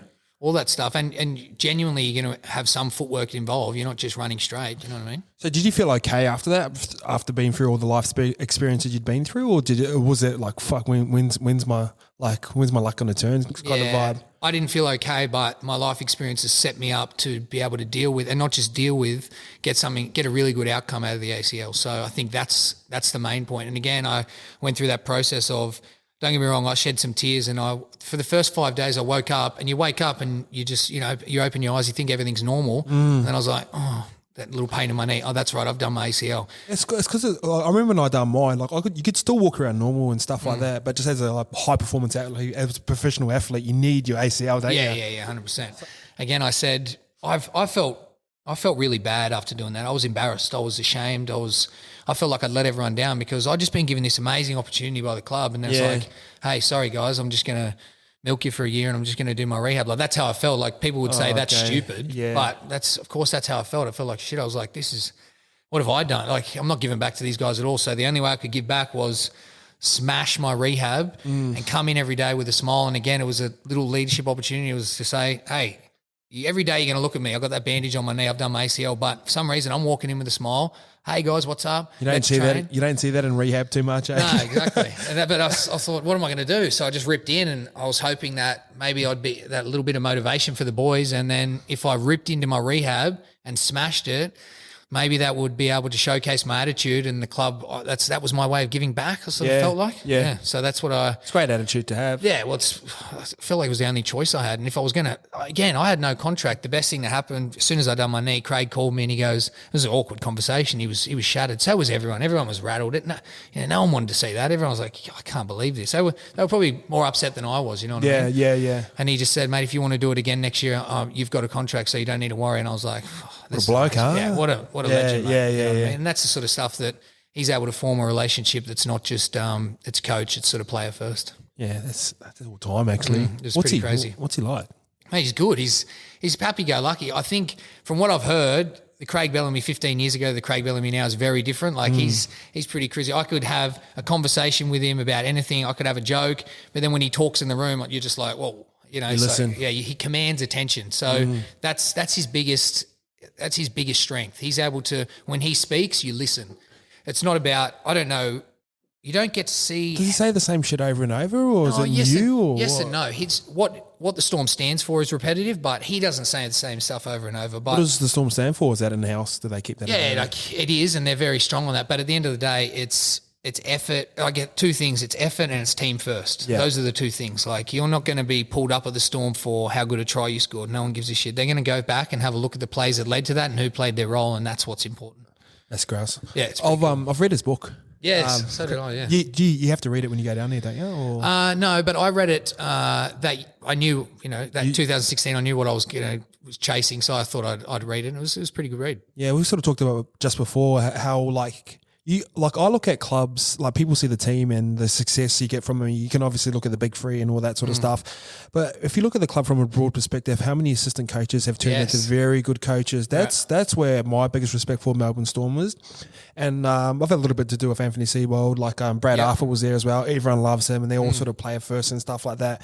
But I remember reading he forces them to go upskill themselves and educate themselves and go to American colleges and see. Yeah. And he happily says in his book, if there's someone that becomes a better coach than me and they take over the Melbourne Storm over me, he goes, I'd happily walk away because I've done my job. Yeah, I love that. And that sort of goes back to what we said before about, I was telling you about my opinion with F45. Now, I don't get to be too hands-on, but I figured if I give all my knowledge and skill or try and implement that to my coaches, and then they are implementing that or even become better than me, then that's my job done. So it's interesting that Craig says that. But yeah, he goes away and upskills himself every year at different teams.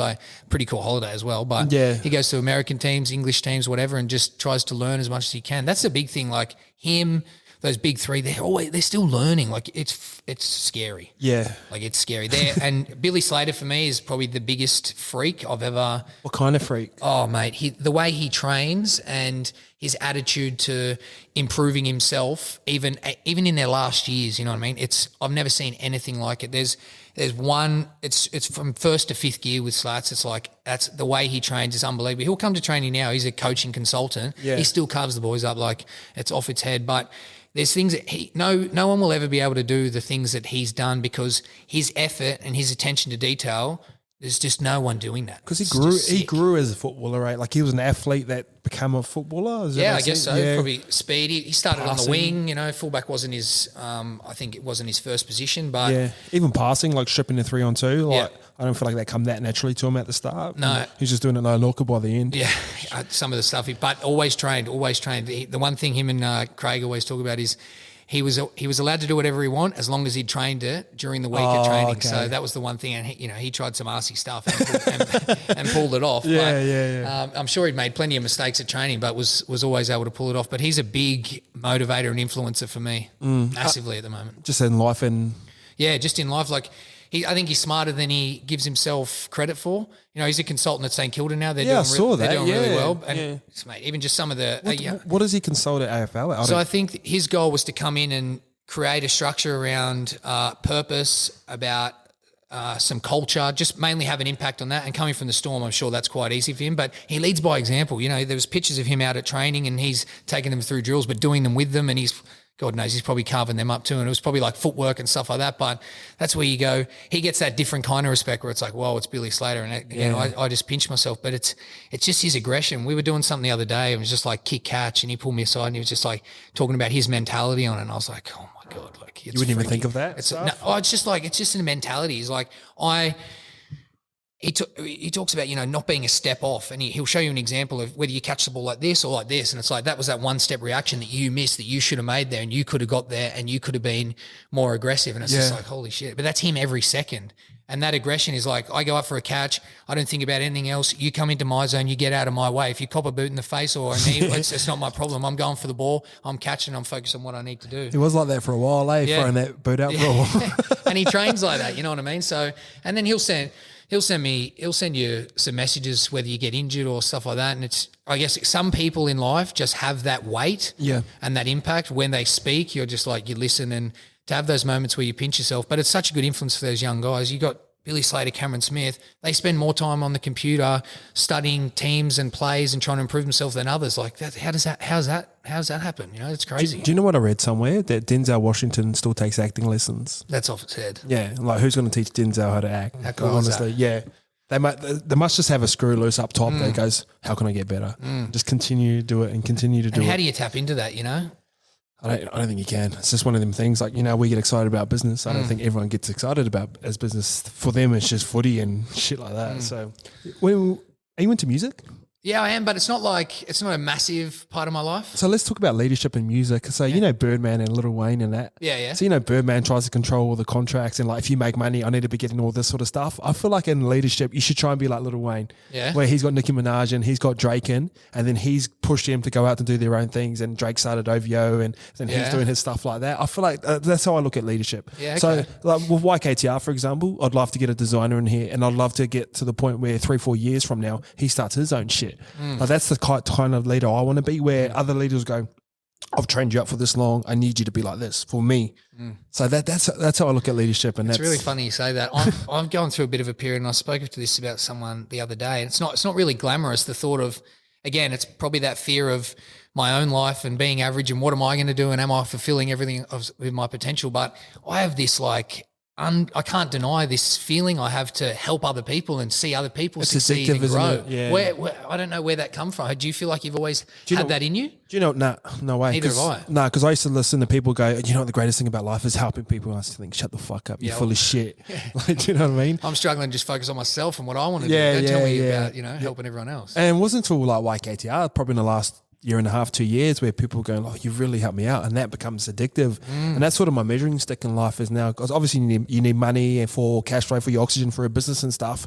But them sort of messages I get now, that's where my little measuring stick is like, shit, I'm doing something right here. And that's also, it's a real reflection of you and the person you've become. And it's the same how I feel. It's again, it's dropping that, the one thing I like about you, and I kind of got the vibe off someone else who I've had an experience with, it was more in the training side, but it's like, there are no secrets with you, mate. It's like, this is what I do. It's not like you necessarily came up with it or created it, bar some of the creative things you do, but it's like, hey, I just want to give other people the opportunity, the information to empower them. And mate, it is freakishly powerful, that stuff. I run a fucking clothing brand. How many clothing brands are there in the world? Like, do you know But what how I many mean? clothing brands are willing to talk about how they got to where they are and what they're doing? Yeah, Zero. not too many. Yeah, you know what I mean? yeah. It's really, really cool, really powerful. And in this day and age, mate, I just think it's such a good thing, and it's had an impact on me, and I think it's definitely having a big impact on others. Well, we were talking about this just before this podcast started. Like, it generally helps your business grow. Yeah, 100%. It sounds counterintuitive when we talked about like me promoting other like clothing brands and stuff like that. Like, your business grows off it. Just the more you can help someone out with your advice. You're a PT. You would have seen this a lot, where I see a lot of PTs go like, sign up to my 8-week program, but you have to buy it online for $80. Yep. You know what I mean? Why don't give you all your best information away for free? Because like we said, like you could give me a program and go home and do it. Like, who's going to actually come back with the results if you give it to 100 people? Maybe 5, maybe 3, maybe 1. You just never know. So that's why I give away so much information. And Gary Vee talks about this a lot. There's everything I say, do, act is Gary Vee. Like, and I was definitely a listener, like fan of his before, but not so much as I have after hearing you speak about him so much. But mate, the man is a freak. But the one thing I do like that you give and give that value, and then essentially so it makes sense, and you talk about PTs. Hey, this is my 8-week challenge. It may be good, but I don't know anything about you. I don't know your why. I don't know what talents you've got, what you stand for. How about you sell me that and then see how easy it is to flog me the 8-week challenge? Yeah, 100%, you know what I mean? Like, yeah. let's get an understanding of who you are. Why do I want to train with you? Is it just because you've got your shirt off and you look good? And that's just about building the brand, like you said, and that's something I'm trying to explore a little bit now, but it's really important. I feel like it'd be like, I reckon if I was a PT, I'd kill it as a PT. Yeah? Because I'd be doing exactly the same shit. Exactly. I'd be making a vlog. I'd be starting a podcast. Exactly. I'd be Facebook advertising. You would kill it. Yeah. Especially if you do an online program. Oh, exactly the same shit. It's just the same formula, but you just got to do it in your own way. And like every week I'd be like, 3 tips for, like if a new diet come out, I'd be on that diet straight away. Like vegan's the big thing at the moment. Ketogenic was big for a while. Okay, here, I want to start film myself over the next 8 weeks doing a ketogenic diet. Here's going to be my highs, my lows. Put it out to you. It's up to you guys. I don't want anything from you. I just want to give you education. Yeah. The other 2 big takeaways from you are storytelling's one. And I really like that. And storytelling is something really powerful. And recently we've had a few cultural things going on. And it's funny to hear you touched on it as well with the Māori and the Indigenous, but what we do now is we listen to like Tony Robbins and Gary Vee, and that's like our motivation. That's like our understanding for why we're doing what we're doing. But back in the day, it was just storytelling. All these things would come from stories. I really think that's cool. And the power to tell your story now through like really cool videos or like come along for the journey. Yeah. Mate, there's not much more powerful stuff than that. It's a little like I was on that Mark Boris's podcast, and he said that there's a little bit of a gift in it. We were talking about it. You know, the best guy hanging around the pub is the guy that talks shit. Like you know, he's talking shit and spinning the yarn and stuff like that. But he's the guy you want to kind of be around. I think that's what attracted me to hang around Normie and that. Yeah, because he can talk fucking shit too. But it's how just good are those lads? It's just gift to the gab. Yeah, just can tell a really good story, and that's how I started just sort of hanging around with them sort of boys because they tell a good yarn. Yeah, and they're usually the best blokes in the team, mate. The guy that talks shit. And reputation as well, I think, is big. Like what do you stand for? And little, obviously starting out what you wanted to build your company on, but now those little things we've already spoken about, you're willing to give to empower other people, to be really raw and honest. That's like building a reputation. That's what do you know what? I was saying the same shit 2-3 years ago, same way you said your missus was saying it. I was trying to tell other people to do this, but I hadn't done it. Yeah. And everyone was going like, shut up. Yeah. And then I used to get cut about it. I was like, no, this is going to work. But you know the saying, like, you never trust a skinny chef. No, I don't, but that's a good one. Yeah, so like that's like sort of like very similar. And like someone could be fat and have all the PT knowledge in the world and give me, go, hey, this is how you lose weight. And I'll look at you and go, take that on board. Yeah, 100%. why aren't you doing it? So yeah, so that's sort of, people listen to me now because they can see YKTR, Yes. they can see 100 vlogs. Yep. That's the only reason they're listening, because I've built a little bit of a reputation. I remember Ronnie Palmer used to go, you can't build a reputation on things you're going to do. Oh, good old Yeah, Ronnie. Ronnie. He was a motivational speaker, wasn't he? God, he's good. Ronnie, what's the time? Time of your life. Yeah, time of your life. Cheers, Yeah. mate. But that reputation, that's something when I worked in F45 at the start, I worked in there every day and I was like, I know that I've only got this 6 month block before I go back to footy.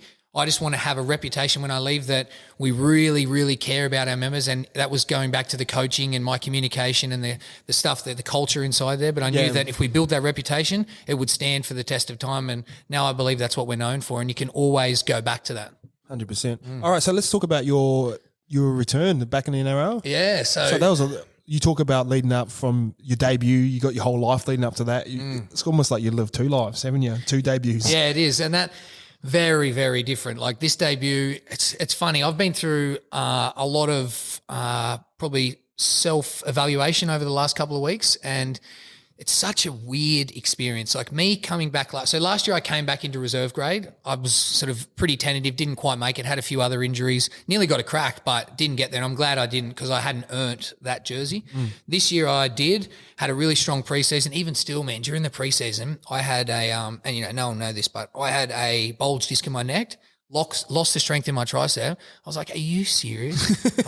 Honestly, I was doing some training in the off season and like did this neck bridge and it like tweaked my neck. I've had it a few times before. I don't know. But I've come back and I've gone, mate, I was so excited about this preseason. I'm like, I've got all these plans, I'm doing all this stuff. And then it's like, I've got to deal with this. Yeah, you know what I yeah. mean? No left arm. Yeah. Go through the whole preseason. I was like, this is bullshit. I can't believe I have to deal with this. My last game in NRL, I went to go tackle Simura Jaja around the neck, snapped my neck. Oh, wow. And like the nerve strip. Yeah. And I couldn't lift my arm for like 6 weeks. And I sort of after, I was like, fuck. Mate, Yeah, so I had scary, pain. Initially, I had pain. I was like, I can deal with pain. I've had pain before. Yeah. But then when I was doing a 4 kilo bench press with a dumbbell, I was like, 4 kilo. yeah, I was like, bullshit, this is scary. I'm not copping this. So it really freaked me out. So anyway, I got through it and all the rest of it. I had a good preseason. I was prepared, played some NRL trials, thought I did all right. Again, I've still got this mentality like everything's normal. I'm back 23 again. I'm sort of coming to the understanding that, mate, maybe there's some things I need to work on. Maybe you just can't. It's not like riding a bike, so don't have that mentality. Maybe change your thought process, which I'll touch on. But yeah, got that debut opportunity. Sully was, I think he was suspended against the Cowboys, and it was a whirlwind. Like, didn't tell the media, so didn't really. Which I probably would have preferred. I would have preferred to say, "Hey, I'm playing, get it out of the way," and then it not be like this weird thing because you can't say anything. And then I rock up on game day and I'm playing, and it kind of. It didn't give the moment what it was. Did it feel like you're back in that scandal again where you can't say anything? Yeah, it was just weird, like it's not how I envisioned it happening. Like it's not that I wanted a big carry on or a big moment, but I would have liked it to just be acknowledged at the start of the week. Hey, yeah, I'm coming back, blah, blah, and then just move on and we get on with it. So doing it the other way, which is a typical footy environment, like you want to keep your cards close to your chest sort of thing. But so I get it. But yeah, I got into the game and, as I said, thought I was confident, thought I was prepared, quite played a couple of good games at the Falcons, which is our feeder team. But yeah, just quite hesitant, a couple of things. And I touched on this the other day in the podcast about visualization. And for some reason in reflection, I was running through the worst case scenarios in my head. I was thinking about what if I drop the ball? I was playing Townsville, and I was thinking it's going to be sweaty. What if I drop the ball? Yeah. So a couple of runs in, I've had some good runs, and I go to play the ball and I don't play it properly. I'm like, oh shit. And instantly you're in your own head and I'm like, oh my God. Then the next one, they do this dodgy dropout and I'm like, oh, me and Felice half go in and out and it's like, oh, I don't pick it up. It goes over the sideline. And then a couple of errors, and it was just a bit of not the most memorable game, but again, the beauty of where I'm at now is I'm able to look at that and go, Claim some ownership on it. yeah, and I'm going to improve. And it sparked some amazing things. It sparked that little moment I had with Billy 40 minutes after training, and it just went, hey, I've got to improve this and this. And I do some things in terms of self-analysis, which probably isn't the norm. I do my own coach's review. I go and seek out information from a coach. I review myself after games and training, and just a really good way to take that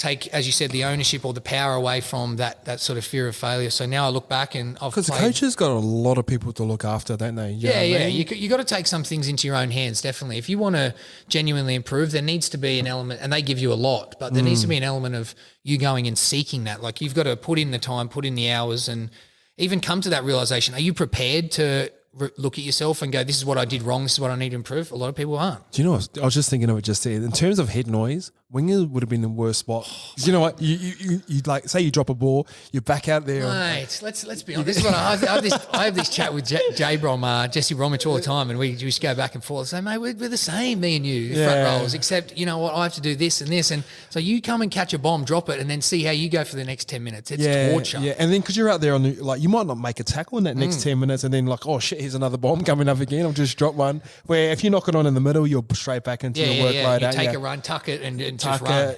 Pay it a bit slower. Catching is the most mental thing I've ever seen in my life. The biggest 100%. example, because now, say, I just keep going back to it, was such a big thing for me. I did that little session with Slats, and now I'm just like, kick me the ball. I go after training. Money puts up 10, 20 bombs, bullshit bombs, and I catch him. Who's Money? Munster? Munster, yeah. And I give it to him, and sometimes he gets a couple off me, but I'm just like, and where did this confidence come from? Because it came from, hey, I'm not ever hesitating again. I want it. So now I feel like my next NRL game, and hopefully it's soon, and you can be watching this. You can watch my first kick catch. But I'm like, I'm going for it. There's no room for hesitation, and it's pure confidence. You've got to have that deep-rooted mentality that I'm going to beat you. I'm going to catch it every time. And the moment you don't, catching is as I said, the most mental thing you can think of. If you're down, if you're hesitating, if you don't have that self-belief, mate, so many things are going to go wrong. I know I've like obviously played a bit of footy and like got a pretty good footy brain, I reckon. Like coaches try to push me towards coaching as well, but I didn't really do it. But you can sort of, you're spot on. You can see it from a mile away, and then you can see certain players when they drop it, and you spoke on the pendulum before, they'll purposely put themselves out of position so they don't have to catch it. Yeah. Putting them in the third row. But then go to the flip side. Go to the flip side of seeing a guy, who's just raging with confidence. You kick away from him when they look at that Charles Nickel Clockstad from the Raiders. That bloke could not be. He's on the ultimate high right now. If he sees anything goes up, he's not. What do you think he's thinking? He's thinking he's not having a negative thought at all. Like he's just that's that end of the spectrum where you're going, I can do anything, and that's freaky in itself. Scary, isn't it? Yeah, real scary. So you're 29 years old. I actually what made you want to come back to rugby league? Because if I went through that experience, I don't think I'd want to come back. Like I could happily never play a game of football again in the rest of my life. You know what I mean? What made you want to come back? Yeah, I do. I've heard you speak about some of that stuff, and I can relate to it in a sense. But for me, you think about when I did get suspended at 22, 23. Mind you, I did get suspended, so it was completely out of my control, wasn't in my hands. Firstly, it was I want to finish on my own terms. Secondly, it was I didn't believe I hit my absolute straps, my peak. Now, whether I'm at the point where I can even do that, I don't know, but that was my mentality. I was like, I'm going to come back. I can do something. And at the end of the day, I'm not going to go through all that crap and not take advantage of the beautiful comeback story on the other end. So it was that. It was my passion and love for wanting to be as good as I possibly can be. And lastly, it went back to, I've put my whole life into this. I'm going out on my own terms, and I'm going out with a bloody fight.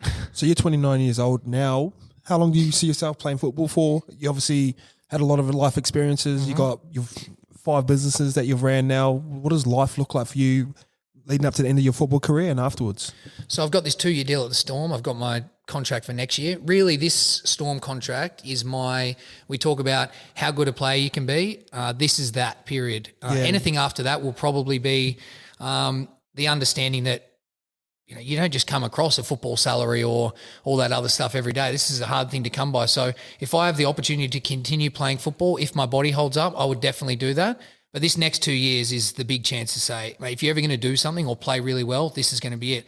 It's hard. I'm parked behind two of, in my biased opinion, two of the best wingers. Yeah, so it's not the ideal situation, and maybe I get another little opportunity off the back of it. But these next 2 years are my chance to really have a crack at the football side of things and really give a good go. But I'm investing a lot of time in myself at the moment, which is how so? Well, the branding stuff. So it's whether it's going out and trying to learn how to video edit, making the investment, getting a podcast, which is something that I'm really invested in and interested in. And not only is that going to be good awareness for myself and something that I want to build on, but it's fun. I enjoy doing it. I enjoy talking to people. It's so good, mate. Yeah. I talk to people and just ask questions, and I better myself. I get to do that. So there's all that stuff. And I don't know necessarily whether I'm trying to create a brand that's media driven, but I know that having all these skills and creating an awareness of who I am, what I stand for, my personality, and what I want to achieve will probably set me up for my next phase in life. Yeah, you got a good year and a half to set it up too. Yeah. That's plenty of time. And I think it's a good start. And as you said, you're proactive too while you're playing football. That's I know a lot of people trying to be even having a side business. You know what I mean? Yeah.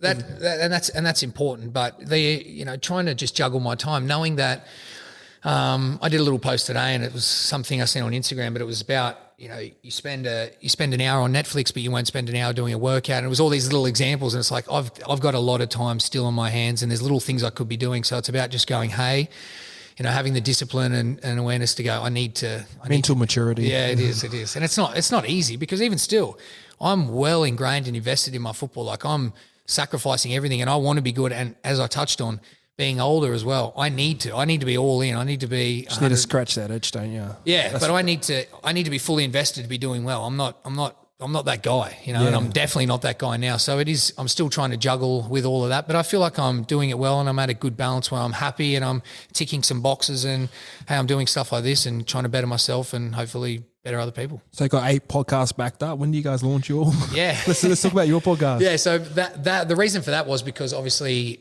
a little bit time poor, and I didn't want to have the constraints around having to go, oh, we need to do a podcast this week, and then, well, what if I'm doing this, or what if I'm injured, or what if whatever, so thought I'd bank them up. It's probably taken a little bit longer than I thought of, but I was approached by the Storm to do a podcast, and they sort of said, it's free reign, you can do what you want. And I was like, cool, well, I don't want to do a thing where most of the content was footy chat and like, oh, let's wrap the week up. So I was like, that's not for me. And I know there's not a space for that. Yeah. So I was like, how can I leverage off my story and what I've done and take something positive out of that, but sort of use that as the driving force to lead into the inspiration for this podcast? So Fuel by Fire was, I took a couple of quotes I've got a quote on my body, but it's from Customato. So he's Mike Tyson's trainer. So a few cool things. And he talks about fire being something that can destroy you in a nutshell, or it can fuel you. It can offer both. So for me, it was about when you go through that adversity, are you going to let it destroy you or fuel you? So I wanted to speak to athletes who had a story of adversity that it ultimately led to their success or fueled their success. And along the way, I wanted to get that inspiring story that can inspire people, but also try and get some mental actions or some key takeaways that people can really use in their day-to-day life or their quest to be a professional athlete. So that's where it started.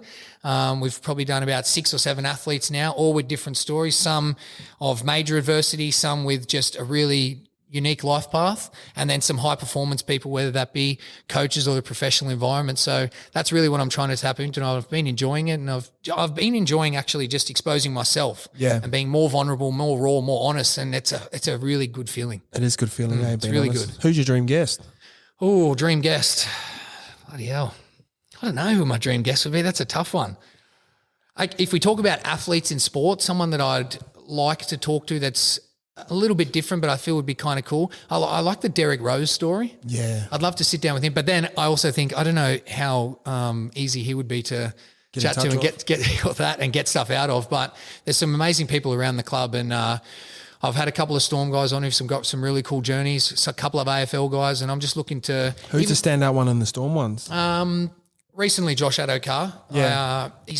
His story is really cool, and it's really, really he looks unique fun and to different. Be around. Yeah, he's a good guy, mate. Yeah. He just needs to, he's one of those guys who has a laugh. It's a JT laugh. He laughs. He doesn't even just tell a joke, and it's funny. But he's been through a sort of a tough upbringing. But in terms of you've come across a lot of Indigenous players, and the general. Why are they so good at football? I don't know. They're just freaks. But the stereotype is there's a lot of guys who could have utilised their talent better, and a lot of guys who don't. That's easily. Typically the stereotype. With Josh, I've never been so impressed by specifically an Indigenous player, but by generally someone himself. So dedicated, gets it, gets everything. He's committed to the cause. He knows where he came from. He knows who he wants to be. He knows who he's trying to inspire. He knows what he's doing it for. And it's pretty phenomenal. So for him to talk about where he came from, what he's been through, but then the genuine like self-belief it's pretty cool. Because there's a perception as fans, like they just feel like they know what's going on. They're like football players, they got it so easy. They get to play football for a living, and like people don't really know these stories. No. I'm glad you're going to break down these sort of walls for them. Yeah, and I'm still I'm bound by I'm not trying to tap too much into their life where they have to feel like they're exposing too much, or not trying to put them in an awkward position. But at the end of the day, why not? Well, I guess I'm still. You might get a judge in it during the podcast. Still you know what being I mean? involved in that professional environment, I feel like I'm still. Oh yeah, you are too. Sort of bound by certain things. Forgot about that. Yeah. Because I just think what I do. Exactly. I'll ask anything. Yeah, and it would be cool to be in that position, but taking nothing away from the story that they've got, and then I just really want. So many people have so many good things, and you know how it is. We spoke about this before. I listened to your Tony Robbins or your Gary Vee, and I've heard these things before. All this self-development stuff, it's nothing new, but someone said it in a unique way that I really relate to, and I'm like, that's really cool. Even we talk about that Cowboys game that I was telling you about myself, and Tony Robbins the other day was this podcast about him and Andre Agassi, and he was like, Andre Agassi was having a shit time. I don't know if you listened to it, but he basically said, picture. He couldn't hit a shot, couldn't win a game. He's like, picture yourself now playing the perfect serve and the perfect rally. And he had this wrist injury that he kept talking about as an excuse. And he goes, all right, tell me about the serve and the rally. And he goes, did you think about your wrist? And he goes, no. And he was like, this, if you're putting those thoughts into your head, and it was just this really cool way of explaining how he got Andre Agassi to focus on not the things that he believes are bringing him down, and just what the actual task is and how good you can be doing it, and empowering yourself with those thoughts. So I don't know, there's just a lot of room for takeaways from athletes or people in a professional environment that people aren't getting access to, and I want to do that, and I want to be able to... You're in a great spot, Melbourne. Yeah, too. exactly. And I want to show the personality of athletes who maybe are scared to do that or don't get the chance, and I want it to be just a bit more raw, a bit more genuine, and open people up. But there's some good stories out there, man, so I'm really excited to bring it to people. Oh, can't wait to hear it. Yep. All right, I think that's hour 40 minutes. It's a long time. It's cool because could keep going, to be honest, but I'm going to wrap that up now. Thanks for jumping on the show. Thanks, man. Where can people find you? You can find me at Sandor Earl on Instagram, and Twitter handle same, and Facebook page. I run a little bit off that. So, check me out and follow the journey, and definitely check out Fueled by Fire. It's going to drop in a couple of weeks. Cool. Go. Look forward to it. Cheers. All right, bye, later. Thanks, brother.